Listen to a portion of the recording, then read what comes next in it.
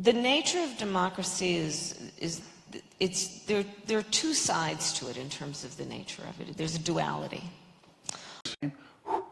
Till it's cool, just cool, into the mouth.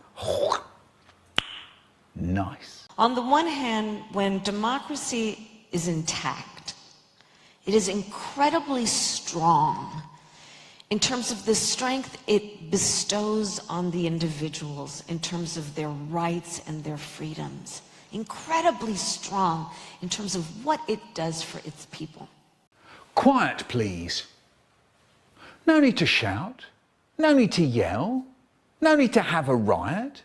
Shut your eyes. Take a deep breath. Oh, you've gone all quiet. On the other hand, it's very fragile. Our democracy will only be as intact as our willingness to fight for it.